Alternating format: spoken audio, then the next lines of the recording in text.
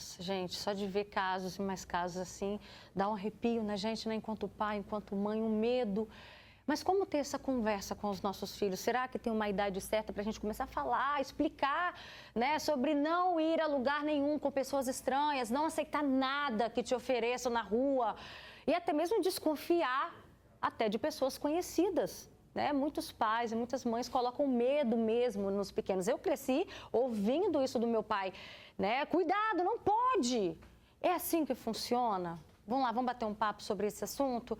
Aqui no nosso estúdio a gente recebe a Elza Leite, psicóloga. Obrigada, Elza, pela sua participação. Boa tarde. E a gente recebe aqui a dona Clemilda, a mãe da menina Tainá. Mais uma vez, muito obrigada por vir aqui, dar uma pausa aí na sua agenda, participar com a gente desse alerta tão importante que infelizmente a gente viu aí na reportagem que a menina Tainá morreu depois de entrar num carro de um desconhecido. Como é que a senhora fica quando você vê que passam-se anos e cada vez vem novos casos e essa história aí desse menino de Linhares, por exemplo?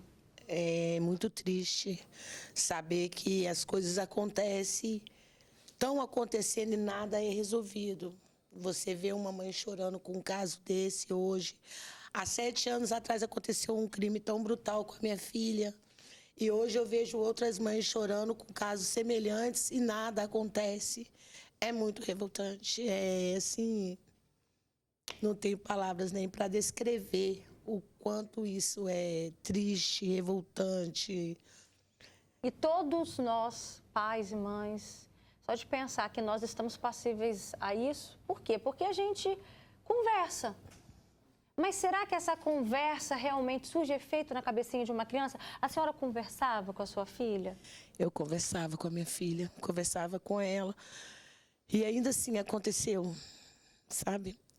A minha filha era uma criança instruída, mas ainda assim aconteceu. É o que a gente pensa, né, Elza? Assim, 12 anos, não é isso? 12 anos. 12 anos a gente já começa a pensar assim, ela já começa a andar com as próprias pernas, já começa a ir para a escolinha, já começa a ir ali na vendinha comprar pão. A gente vai dando essa autonomia para os nossos filhos. É a idade que a gente acha que a gente pode. Não, a gente não pode. Liberar para o mundo não pode. O mundo está cruel, tem pessoas ruins acontecendo coisas, fazendo coisas ruins e nada acontece com eles. Cada dia que passa eles saem mais do armário. Todo dia acontece uma coisa diferente com uma criança. E nada acontece, as leis não mudam.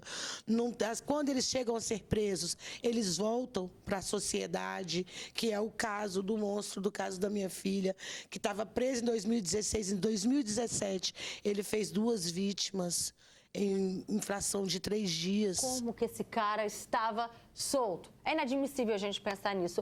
Elza, então a gente tem que pensar em prevenção. Como que a gente conversa de maneira assertiva com os nossos filhos sobre esses cuidados? Educação é uma ferramenta indispensável para gerar consciência e proteção para as nossas crianças. Qual é o tempo certo para isso? Desde sempre, desde quando nasce. Como é que começa essa construção? Quando você vai trocar a fralda do seu filho, você pede licença para ele, você vai precisar passar um supositório nele, você pede licença para tocar o corpo dele. A criança ela tem que ser instrumentalizada para lidar com todas as coisas que acontecem em torno dela. Por exemplo, a criança precisa saber sobre as funções de cada pessoa que participa da vida dela. Então, qual é a função do professor? É estudar, é te ajudar a estudar, aprender e te ensinar todas as matérias. Qual é a função do tio da van? Descer você, subir você, levar e devolver para a mamãe. Então, explicando, no médico, o médico vai poder fazer, tocar aqui, acolá, e nada mais. Essa parte aqui do seu corpinho é uma parte íntima. A roupa que protege essa parte é a roupa íntima. Essa parte a mamãe e o papai, né, as figuras de cuidado, vão mexer aí só para limpar, nada além. Não pode beijar, não pode tocar, não pode lamber, não pode nada além disso. Então, a gente vai construindo esses caminhos. Uma coisa que é importante também a gente fazer são códigos, né, como se fosse uma senha com a criança.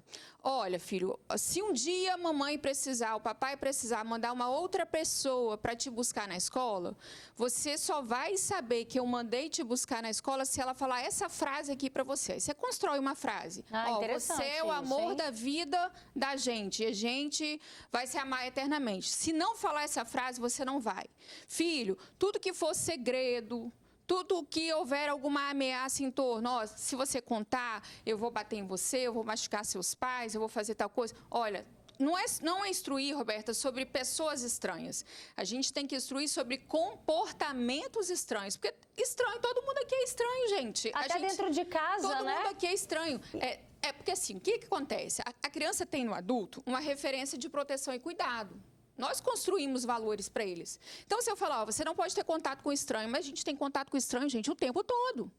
Não é contato com um estranho, é contato com um comportamento estranho. Mas para eu saber o comportamento estranho, eu preciso saber qual é o comportamento adequado, o comportamento certo. Qual é o comportamento certo? Sobre as partes do corpo, sobre, ó, se tiver doce, te dá bala, brinquedo, e foi alguém que você não conhece, meu filho, você não deve aceitar. Como é que você deve reagir? Vai para perto de alguém que está uniformizado, para uma vovozinha, uma mãe com uma criança, um policial, um atendente de loja. Vai para perto de alguém que você vê que está com um comportamento adequado.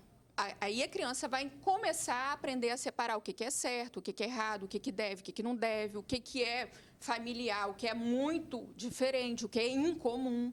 Tá? E isso é o tempo todo. Essa conversa, gente, não é uma conversa de uma vez na vida. Essa conversa é uma conversa que a gente tem que ter diariamente com os nossos filhos. O que mais me preocupa como psicóloga é o seguinte, Roberta, a gente hoje super protege por conta das demandas que a gente tem, né? As notícias que chegam. Só que amanhã, quando essa criança começar a precisar de autonomia, independência, ela vai estar castrada, ela vai estar proibida de ir e vir. Por quê? Porque a gente está com tanto medo que a gente não deixa as crianças também aprenderem. Então, o impacto não é só agora, é no futuro também. Sim, porque se eu voltar ao meu passado, eu com 12 anos, eu já pegava ônibus para vir aqui para o centro de Vitória, para fazer teatro aqui na Fafi. Hoje, pergunta se um pai ou uma mãe tem essa confiança de deixar uma criança de 12 anos pegar um ônibus. Tem a necessidade, é diferente. Tem famílias que têm essa necessidade, o pai e a mãe não podem, vai fazer o quê? Mas a confiança não tem. A senhora começou a sentir que a sua filha estava nessa fase de ir à padaria, de fazer as coisinhas ali, fazer coisinhas, sabe? Começar a ter essa autonomia. A Tainá já estava vivendo essa fase? Ela tinha começado a viver essa fase. Vai na padaria, é próximo da escola. Vai ali no mercado, que é próximo da escola. Tanto que tudo aconteceu nesse mesmo percurso, de casa até a escola, porque foi bem próximo à escola. E você já tinha essa confiança dela para ela dar esses pequenos passos? Acho que toda mãe, ainda mais assim, a gente que precisa trabalhar, porque hoje em dia a vida está assim, muito corrida. Os pais precisam trabalhar, um curso, alguma coisa, os filhos, a gente acaba tendo essa necessidade de pedir para que eles vá.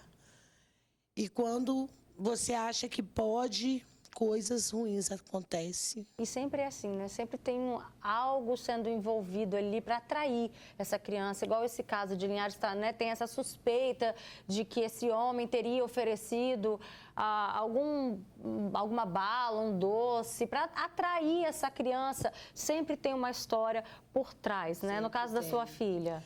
No caso dela, a gente não sabe qual é a história, mas pelo quanto eu conheço ela, como foi conversado com as autoridades, pelo que eu conheço da minha filha, como ele já era um monstro, já muito falado já pela justiça, deu para... Eu acredito, que ele nem chegou a oferecer, eu acredito que ele chegou a fazer alguma ameaça, porque se você pegar o vídeo para ver, minha filha tenta sair, ela volta, ela sai de novo e retorna ali daquele pequeno espaço.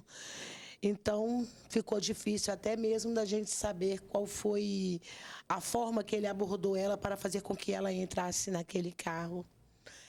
Era de manhã cedo, várias crianças já estavam na escola. Naquele dia, ela não tinha ido ainda para a escola, ela ia na parte da tarde.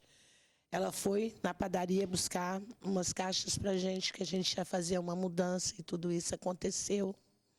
Um monstro que 3 dias tinha feito uma vítima, uma outra criança. Então, a gente convive com isso e pensa, se 3 dias atrás ele tivesse sido pego, se a justiça tivesse dado a atenção merecida para aquele caso, ele não teria chegado em mim. Ele chegou na minha vida destruindo ela, dilacerando. Por isso hoje eu me esforço ao máximo, eu venho, eu tento, eu converso com as crianças ao meu redor, com os pais ao meu redor, porque não é uma obrigação só minha, é uma obrigação nossa, são as nossas crianças.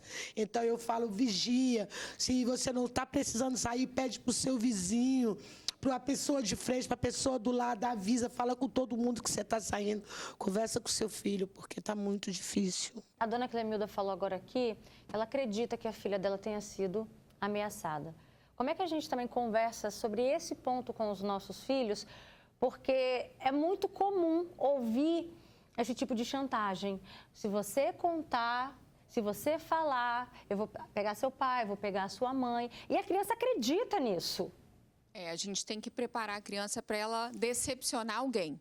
Eu gosto muito com criança, eu acho que a gente precisa teatralizar, a gente precisa praticar. Então, vamos fazer simulações dentro de casa. Eu sou o bandido, o outro é o ladrão, você é a polícia e você é a vítima. Aí constrói todo um cenário de várias coisas. Aí, como é que você vai reagir? Se a pessoa te ameaçar, grita, corre, procura alguém, xinga, faz sinal. A gente pode decepcionar o outro. Eu preciso ensinar os meus filhos a falar não. O tio vai ficar chateado se eu não der um beijo e não sentar no colo dele. Ele que fique, você é que tem que ficar protegido. Tá? Não fique preocupado. A gente não tem que ter bons modos na hora do perigo com a criança. A criança pode reagir, ela pode gritar, não quero, não vou, minha mãe falou que não, assim não está certo, eu não vou esconder da minha mãe, eu vou contar tudo para ela. E quando contar, a gente também tem que saber acolher. Acho que uma coisa que também é muito importante, Roberta, é ensinar a criança sobre os telefones, sobre o endereço completo, o nome completo. Ela tem que ter informação. Você é filho de quem? Qual é o nome de sua mãe todo? Às vezes a criança não sabe. Qual é o seu telefone? Qual é a rua que você mora? Então, quanto mais a gente instrumentalizar, instruir essa criança com informação que ela vai registrar, que a criança tem uma capacidade de guardar na memória as coisas muito grande, melhor para ela também. Tá? O tio vai ficar chateado se eu não aceitar a balinha. Não tem problema, meu filho, a gente fica chateado mesmo. Depois ele vai te desculpar. O tio falou que vai bater em você, vai bater em mim. Olha, ele não vai te bater. A mamãe te promete que ele não vai te bater. E se ele fizer alguma coisa, você conta para mim que depois eu vou lá e resolvo com ele. É dar essa segurança, exatamente. Né? Olha, chegaram várias participações aqui. Eu convido você de casa a mandar também o seu comentário aqui no nosso WhatsApp, pode ser no nosso Facebook. Está aqui, 99942-2478. Tem uma pessoa que diz... A Michele Carvalho aqui, eu sempre explico para nunca confiar em ninguém e não deixo ninguém brincar, né? Essa é a minha supervisão. Às vezes me taxam até de exagerada, mas eu prefiro pecar pelo excesso. Uma outra mãe pede para não ser identificada, ela falou que tem um filho de 7 anos e onde ela mora, ela é até julgada e tratada mal por ter muito cuidado com esse tipo de coisa. Ela escuta que ela é chata, que ela vê maldade em tudo. Ela tem 3 sobrinhas meninas e vê certas coisas que para a família do esposo é normal, como sentar no colo dos tios, né, aceitar balas, doces de vizinhos, pegar na mão de todos e ela... desconfia de tudo. Vou resumir, tá, amiga? Seu comentário. Tem uma outra pessoa que diz aqui também. Sou mãe de uma menina de 6 anos e uma bebê de 3 meses. Entendemos ser importante alertar sobre o que é um estranho, pois para eles o estranho tem uma aparência pré-definida e nem sempre é assim. Os simpáticos e bem vestidos também são estranhos. E é o que a Elza falou, não é só sobre estranhos.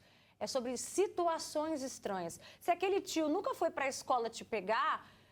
Tá, para a criança é o tio fulano, é o amiguinho do papai ou o amiguinho da mamãe, mas é uma situação comum ele ir te pegar? São essas coisas que a gente precisa ilustrar com as exatamente. crianças? Tem que deixar muito claro, né, usando uma linguagem mais aproximada, né, da idade deles. Outra coisa que é importante é ajudar a criança a reconhecer as emoções dela. Então, por exemplo, se tem algum comportamento que é diferente, fora do comum, e ele me deixou desconfortável, com medo, angustiado, triste, eu preciso... pegar aquele meu sentimento e também me posicionar diante dele, porque as pessoas de bem nos fazem sentir bem. Então, se tem alguém que tem mal, a criança precisa validar o sentimento dela. É igual a gente, essa pessoa, eu não tenho uma energia boa com ela, meu santo não bate com ela. A gente tem que ensinar a criança também a ter essa percepção emocional. E, além de tudo, a gente precisa oferecer um ambiente de segurança, de acolhimento, de informação e de escuta para essa criança. Né? Aconteceu alguma coisa com você? Conta para mim, eu vou te proteger, eu não vou te julgar, eu vou compreender, a gente vai fazer alguma coisa junto. A criança tem que sentir que se ela te contar, ela não vai apanhar. Ela não vai ficar de castigo. Isso é mentira sua. Você tá... Não duvida, gente. Se sua criança está dando sinais que ela não gosta de ir para algum determinado lugar, conviver com alguma pessoa, não ignora isso, não. Não ignora, não. Criança tem emoção. Ela não sabe dar nome para isso, mas ela sente igual você. Se não gosta do fulano, do ciclano, do ambiente... Poxa, para prestar atenção, acolhe seu filho. Se eu tivesse recebido informação sobre o que é um abuso sexual... provavelmente não teria sido repetido por tantos anos, mas faltou. Olha só, a gente se coloca aí mais uma vez no lugar de uma mãe e pensa na dor por conta de um segundo que ela precisou ir ao banheiro. Crianças brincando ali na praça, no momento de lazer. E aí eu te pergunto, você como mãe, como é que tem sido a sua vida de 7 anos para cá, dona Clemilda? Não é vida mais. Tipo assim, é um dia após o outro. E você vê nesses casos acontecendo, chega a doer mais ainda, porque nada acontece. Essa semana, alguns meses atrás, aconteceu com uma moça adolescente, vizinha nossa. Um carro parou e abordou ela e falou para ela, entra no carro, que a sua mãe sofreu um acidente. Tá, entre a vida e a morte, entra. Quem não entra? As pessoas entram. O abusador hoje em dia, ele tá sem medo, ele faz as coisas assim, ele faz acontecer como se fosse verdade. Então, por isso a gente tem que conversar, se policiar mais, falar mais. Nada, sua mãe morreu? Ah, tá bom, então peraí, deixa eu ligar para ela. Qualquer tipo de abordagem, não, a gente não pode aceitar, porque eles estão sem medo, eles sabem que nada acontece. E uma mãe, quando chora, com um motivo como eu chorei, hoje em dia, quando acontece, eu sei o que aquela mãe vai passar, eu sei o que ela vai sentir. Então, dói, é sofrido você saber que uma outra mãe vai passar por essa tortura que você vive. Porque a minha vida vive uma tortura, nunca mais eu tive uma vida assim, nunca mais um sono tranquilo. As noites são torturantes, enquanto tem pessoas, tudo bem. Mas tem um momento em que eu estou sozinha, e é nesse momento que eu choro, que eu não sei, eu não tenho explicação, eu não tive respostas. E é isso que vai acontecer com qualquer outra mãe. Ela vai viver dessa mesma forma, sem respostas. Porque não tem resposta. Você perdeu um ser seu, um ente querido, um filho seu foi gerado, você já sabe como ele vai ser, como ele é, da barriga. Sabe? Então não tem como você não viver com aquilo pro resto da vida. Não tem vida mais. As pessoas podem te ver sorrindo, podem te ver numa balada, tomando uma cerveja, mas não é aquilo. Aquilo ali é só uma forma de você passar aquele dia. Não é fácil para uma mãe conviver com isso. Por isso é que a gente tem que tomar alguma providência, ver se isso muda, se esse quadro muda, fazer com que essas pessoas passam a ter pelo menos medo da justiça, para ver que isso acaba ou se isso diminui. Porque todo dia é uma criança sofrendo desse jeito. Até onde a gente vai viver? E famílias inteiras sendo destruídas. Olha a situação dessa mãe, olha esse relato que forte. Não tem uma vez que a dona Clemilda vem aqui que eu não me seguro para não chorar. A gente se arrepia, a gente se emociona. Olha só, chegaram aqui mais alguns comentários de uma pessoa. Tem uma pessoa que diz um forte abraço para a dona Clemilda. Infelizmente, as nossas crianças estão vulneráveis. Mesmo instruindo, elas correm risco. Né? As pessoas más estão soltas. Ela tem até uma filha e conversa muito com a filha, que é menor aprendiz. Tem uma outra pessoa que diz, boa tarde, Roberto. Como é que eu explico para uma criança autista se defender? Meu filho tem 4 anos, ele é autista. Tem outra pessoa que diz... Que pede para não se identificar, infelizmente não confia nem na família, tá? Meu irmão morou comigo, não deixo minhas filhas dormirem no mesmo quarto. São cuidados que a mãe acaba, né? Por tanto trauma, vai vendo notícia aqui, notícia ali, e às vezes a gente acaba até passando um medo excessivo para as nossas crianças, e nessa hora de passar esse medo excessivo, a gente não sabe o que é pior, né? E aí? É melhor traumatizar, melhor deixar com medo. Eu vou contar para vocês, vou resumir rapidamente, já falei sobre isso. Eu já me coloquei numa situação de perigo por volta dos 12 anos e meu pai sempre colocou muito medo em mim. Mas, mesmo assim, eu me coloquei numa situação de perigo aos 12 anos. Só para a gente finalizar, Elza, como que a gente sabe se os nossos filhos vão fazer aquilo que a gente está orientando? Treinando com eles.